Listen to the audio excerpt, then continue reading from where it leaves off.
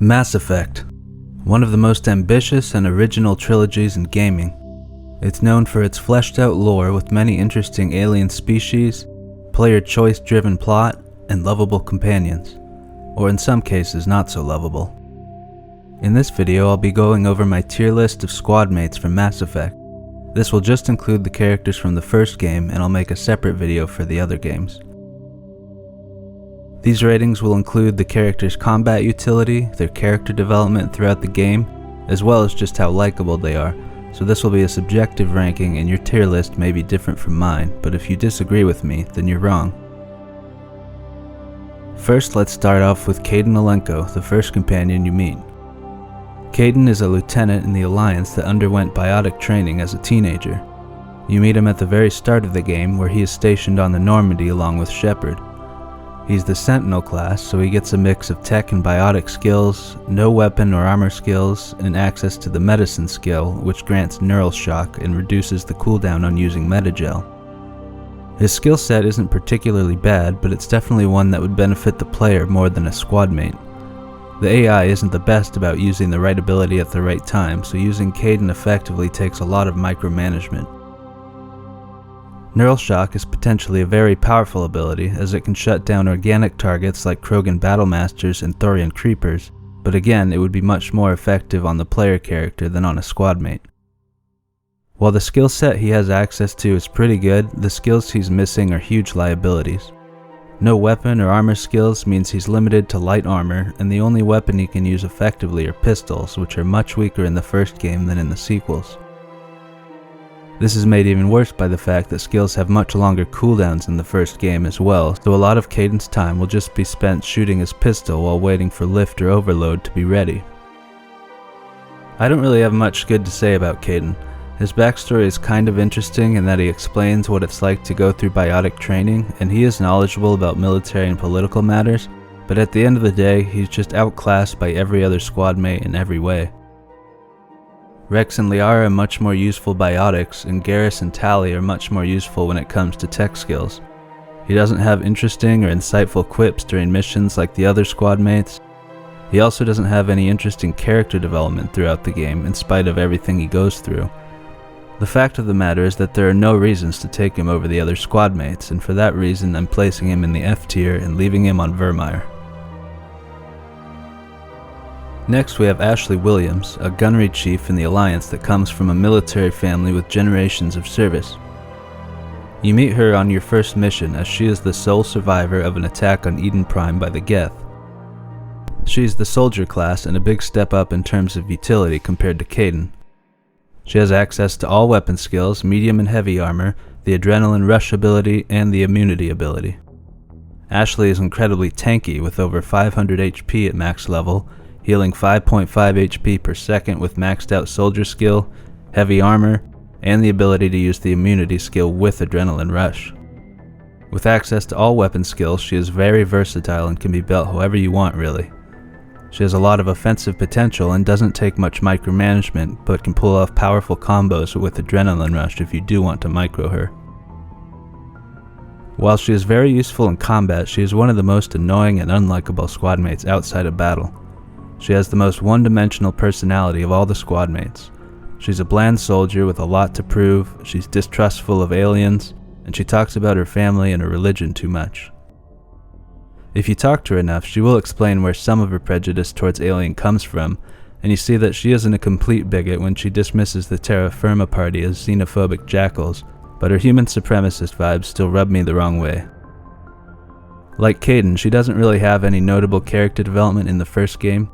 While she is more useful than Kaidan, her personality sucks, and I'd rather have other characters in my squad, so I'm putting her in C tier. Now we'll get into characters that I actually like. Tali Zora is a young Quarian on her pilgrimage to bring something of value back to the migrant fleet. You meet her on the Citadel, where she is trying to get in contact with the Shadow Broker. It turns out she has the info that Shepard needs to prove Saren is working with the Geth, and she joins the team after Shepard stops Fist and his cronies from capturing her. Her setup is much more interesting than Kaidan and Ashley, and she has much more character development than either of them. When she first arrives on the Normandy, she's unsure how she can help and feels out of place. She's on her own, away from her home and people for the first time, and the alien nature of the Normandy is unsettling to her. She gradually becomes a valuable part of the crew and helps engineer atoms in the engine room. By the end of the story, she has become more confident in herself and her abilities, and the other squad mates respect her for her knowledge of ships and technology, particularly the Geth. In combat, she is laser focused on tech abilities as the Quarian Machinist class, which is similar to the Engineer. She has access to all tech abilities, including the valuable AI hacking ability, which is particularly useful against Geth, which you will encounter a lot of in the first game. When maxed out, you can hack powerful Geth enemies such as juggernauts and armatures. This is a powerful ability in places like Vermeer where there are lots of fights with multiple armatures. Her access to both decryption and hacking means that the player can forego these skills but still have access to all locked containers and doors. In addition to her large repertoire of tech skills, she is no slouch when it comes to gunfighting. Unlike the normal engineer class available to the player, the Quarian Machinist has access to the shotgun skill, giving her access to the Carnage ability. This makes her more powerful than other skill-based characters like Kaidan and Liara, whose utility plummets when their abilities are on cooldown. While Tali does have a lot going for her in combat, she does have some notable downsides.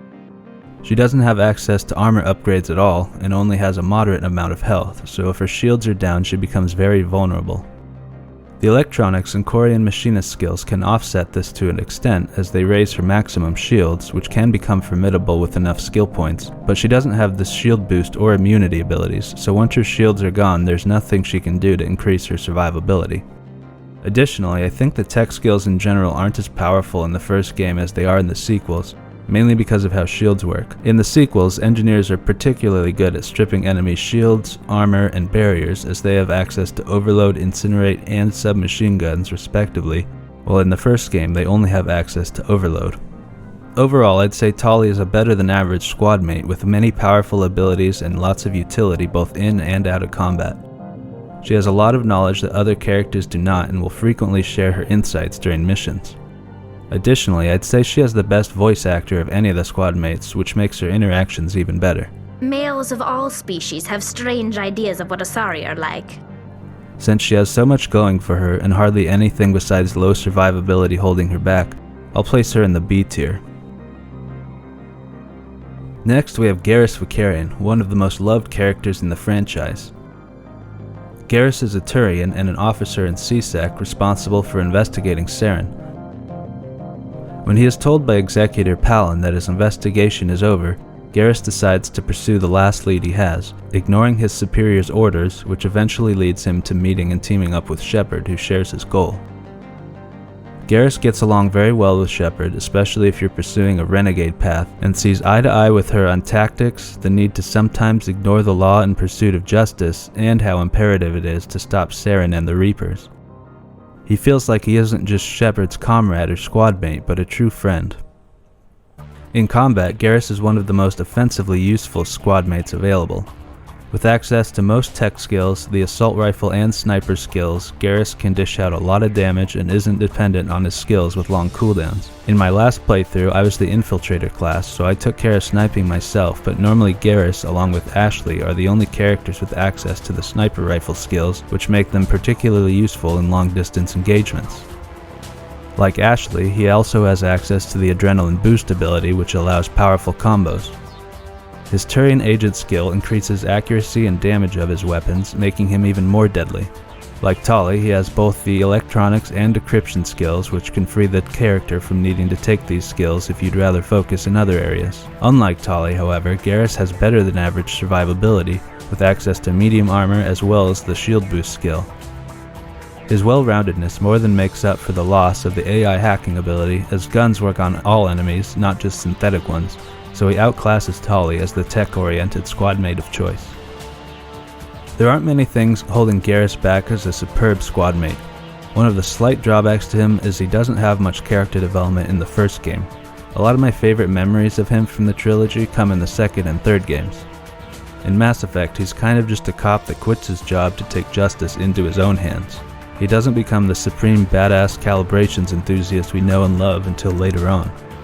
His decision to reapply for Spectre training and his hunting down of Dr. Salion, aka Dr. Hart, add to his character, but some of the other squad mates have much greater development in the first game.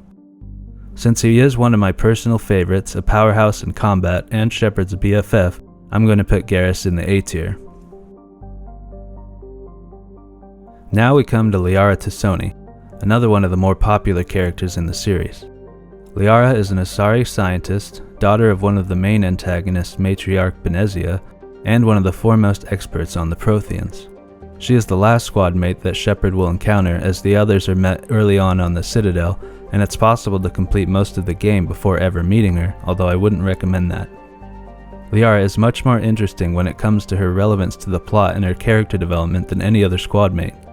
It feels like the stakes are higher for her than the others, as she must challenge her own assumptions about the Protheans she's been studying for decades, overcome her own insecurities as a relatively young and inexperienced Asari, and eventually face her own mother as part of her journey. She makes the other squad mates' character arcs seem about as flat as Kaidan's. In combat, Liara is a biotic powerhouse with access to the full spectrum of biotic abilities. She doesn't have the problem a lot of the hybrid classes have with regards to waiting on ability cooldowns, simply because she has so many abilities. She can juggle lifting, throwing, warping, and singularitying handfuls of enemy and rarely need to rely on her pistol, especially if you max her Asari scientist skill for max cooldown reduction. It's notable that she takes a lot of micromanagement to use to her full potential, but that potential is probably the highest of all squad mates. Additionally, she is the best squad mate when it comes to a healer role, as her Asari scientist skill also significantly reduces the cooldown and effectiveness of the first aid skill.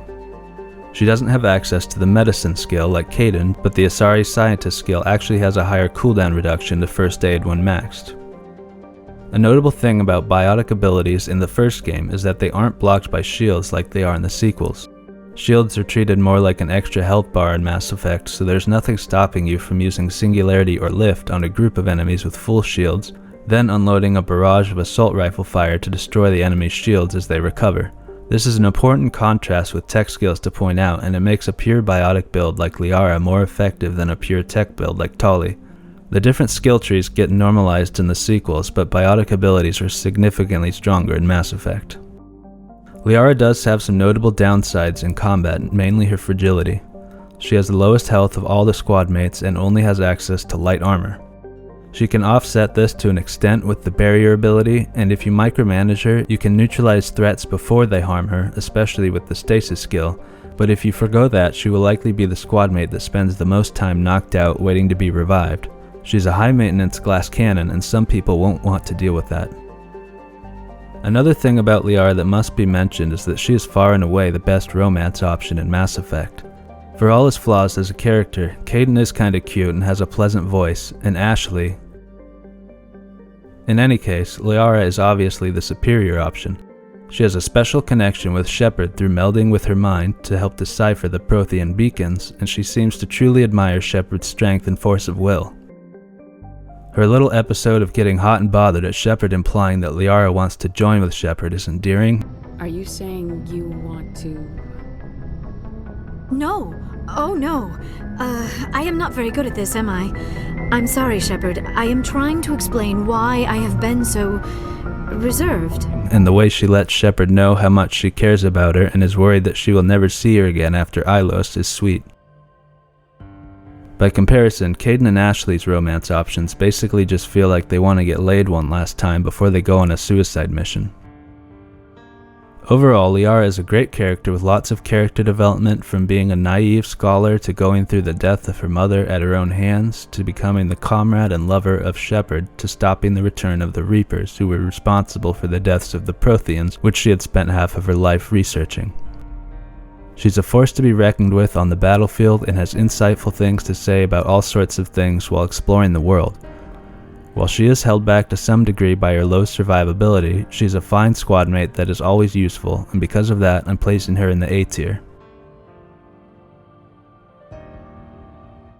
Last but certainly not least, we have Urdnot Rex. Rex is an infamous mercenary and one of the last Krogan Battlemasters. He has been hired by the Shadow Broker to kill Fist, the owner of Korra's Den and a small-time criminal in the Citadel. This is when Rex crosses paths with Shepard, as Shepard is also looking for Fist, who has information on Tali's whereabouts. Rex and Shepard team up to deal with Fist, and Rex decides to stay on as part of the crew because he enjoys the violence and glory that seems to follow Shepard. Rex is somewhat unique as far as Krogan go because of his belief that due to the genophage and its effect on Krogan breeding, the Krogan should stop fighting and focus on breeding at least for one generation.